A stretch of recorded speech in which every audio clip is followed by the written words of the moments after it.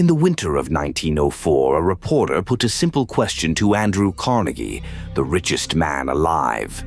Was it true that a woman in Ohio had been borrowing enormous sums from bank after bank on the strength of his signature?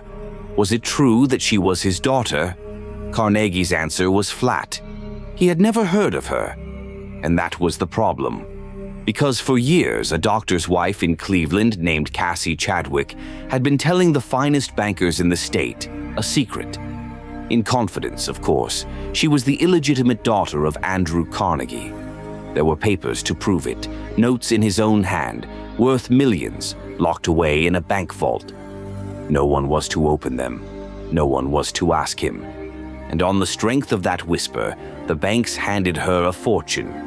By the time it fell apart, she had taken, by the most commonly cited figure, around $633,000.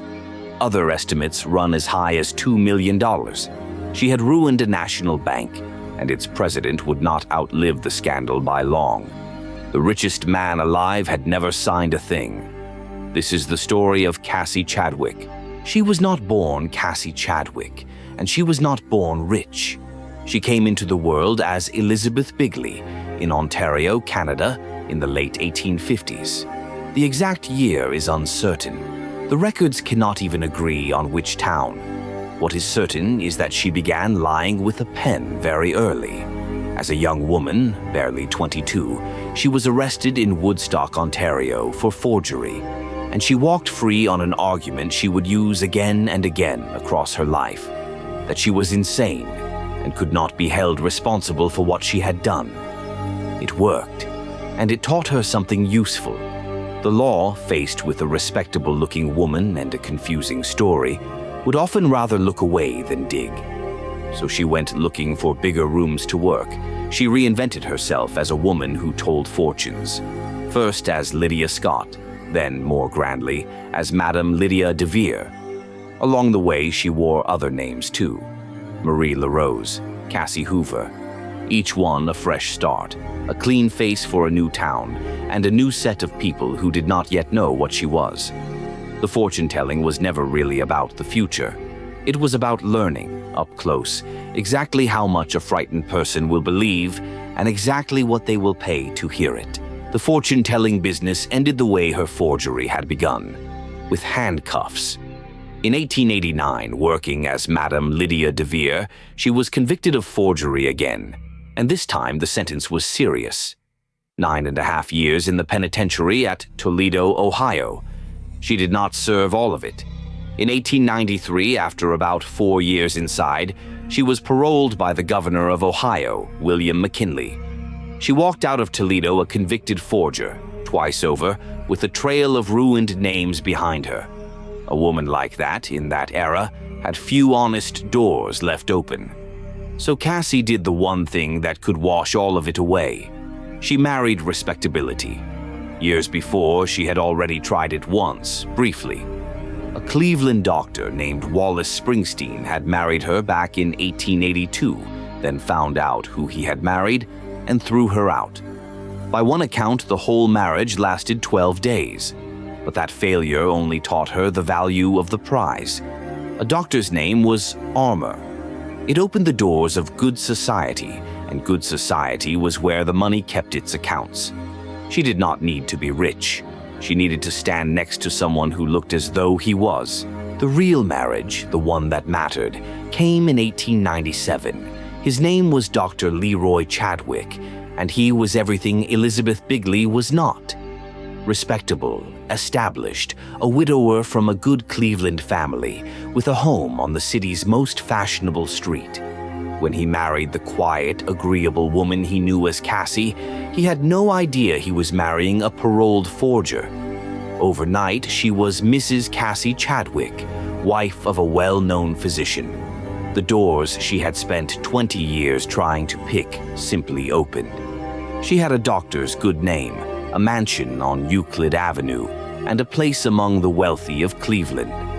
Most swindlers would have stopped there. She had climbed out of a prison cell into high society. She could have spent the rest of her life as a comfortable doctor's wife and never been caught. But comfort was not the point. Cassie Chadwick did not want to live among rich people. She wanted their money, and she had just worked out the single most valuable thing she would ever own. Not a jewel, not a deed, a story, a secret about who her real father was. The story was this. Cassie Chadwick let it be known very quietly, to exactly the right people, that she was the secret, illegitimate daughter of Andrew Carnegie. You have to understand what that name meant in America at the turn of the century. Carnegie had sold his steel empire for a sum that made him, by common agreement, the richest man in America. His fortune was a number ordinary people could not picture, and here was a respectable doctor's wife, hinting through tears that she was his hidden child and that one day his hundreds of millions would come to her. She even put a figure on the inheritance, $400 million, waiting for her when the old man died. In the meantime, she said, he supported her in secret. To keep her quiet and to keep the family name clean, he had given her notes in his own hand, signed and worth millions. It was a perfect lie for one reason. It could not be checked without insulting the richest man in the country. No banker was going to walk up to Andrew Carnegie and ask whether he had fathered a secret daughter in Ohio. The shame of being wrong was too great. So, they did the opposite. They kept her secret for her, and they leant against it. There was still one weakness in the story.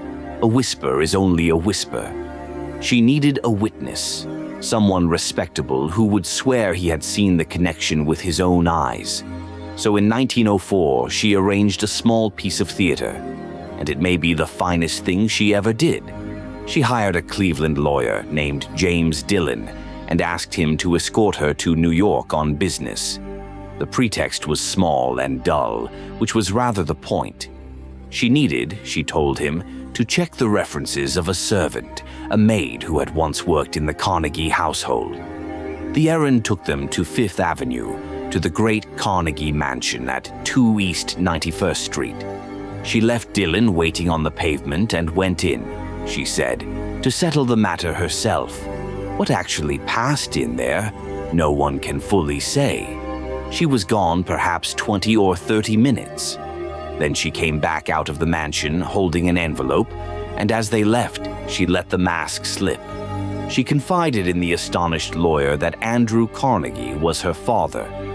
Dillon had watched her walk into the richest man's house and walk out again carrying papers. That was all the proof he needed, and he was an honest man, which made him the perfect messenger. He talked, and a respectable lawyer's word that he had seen her enter Carnegie's own door turned a rumor into something the banks could believe. Now she had a witness. Next, she needed the papers to match. So Cassie Chadwick produced them. Documents bearing Andrew Carnegie's signature. There were promissory notes, one for $250,000 and another for $500,000, and beneath them a bundle of securities that added up, on paper, to some $5 million. By some accounts, she claimed to be holding as much as $7 million of his paper at home. Every line of it was forged. She carried the sealed package to the Wade Park Banking Company in Cleveland. Its treasurer, a man named Irie Reynolds, took the bundle in for safekeeping and, fatally, gave her a signed receipt certifying that he held $5 million in securities for her. He never opened the envelope. He simply took her word and put it in writing. That receipt was the master key. Now she was not a woman with a story. She was a woman with a banker's signature confirming millions in her name. She carried it from bank to bank, and the money poured out. She borrowed at ruinous interest, by one account as high as 25%, because she never intended the loans to last. She used each new loan to pay the interest on the last one. It was a private Ponzi scheme before that name existed, and every fresh banker who lent to her became proof to the next one that she was exactly who she said she was. The money came from everywhere, from banks in Cleveland and further afield, and from private men who believed they were quietly doing a favor for Andrew Carnegie's daughter. One of the last to fall for it was a small national bank in Oberlin, Ohio. The bank in Oberlin was run by its president, Charles Beckwith. He believed in her completely. He lent her the bank's money. Then, fatally, he began to lend her his own and let his cashier do the same, far more than a small country bank could ever cover. He had staked his whole institution and his personal fortune on Andrew Carnegie's secret daughter. For a while, the carousel kept turning, but a scheme like hers has one fatal need. It always demands more fresh money than the round before, and the day comes when there is not enough. That day arrived from Boston. A banker there named Herbert Newton was holding one of her notes, a promissory note for $190,800. He had actually handed over less than that in cash, but the paper in his hand said $190,800, and he wanted every dollar of it. When she stalled him, Newton did the one thing all her other victims had been too proud or too frightened to do. In November 1904, he took her to court, and a lawsuit is a public document. For the first time, the numbers were out in the open. Reporters began asking where a Cleveland doctor's wife had found the collateral to borrow sums like this. Her answer had always been the same: her father. So the reporters went to ask her father. By December 1904, the questions had reached Andrew Carnegie himself. And the richest man in America gave the answer that ended everything. I have never heard of Mrs. Chadwick. He had never met her. He had never signed a note for her. In fact, he pointed out he had not put his name to a promissory note in more than 30 years. Every paper in that vault, every million she had borrowed against, was the forged signature of a man who did not know she existed. The whole house of cards came down in days. The story ran in newspapers across the country. Depositors rushed to pull their money out of the little bank in Oberlin, and it collapsed under the run.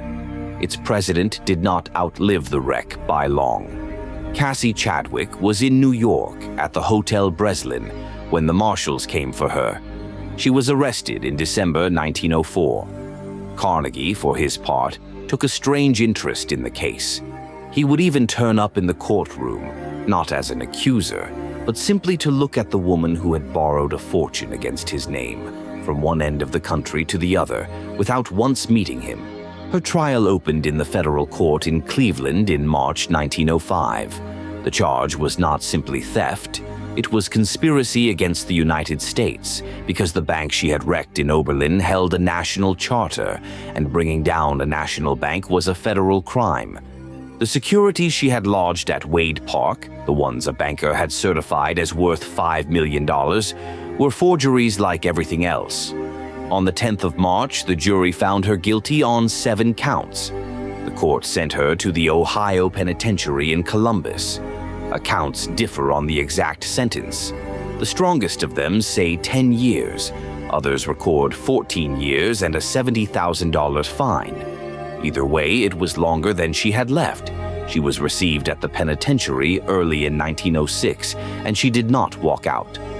On the 10th of October 1907, Cassie Chadwick died in the prison hospital. By most reckonings, it was her own birthday. Her body was carried home, across the border to Woodstock, Ontario, and buried there a few days later, close to where Elizabeth Bigley had begun. So, what had she actually stolen? By the most commonly cited figure, around $633,000. Other estimates reach as high as $2 million, but the real theft was never the money. It was the name. One history of the case calls her the High Priestess of Fraudulent Finance. The papers of her own day preferred the Queen of Ohio or the Duchess of Diamonds. She never forged a coin or cracked a safe. She simply understood that a great man's reputation was the softest collateral in the world, and that no banker would dare to check it. Andrew Carnegie never lost a penny to her. The men who trusted his signature lost everything. The file on Elizabeth Bigley of Ontario, fortune teller, forger, the secret daughter of a father who never knew her name. Case closed.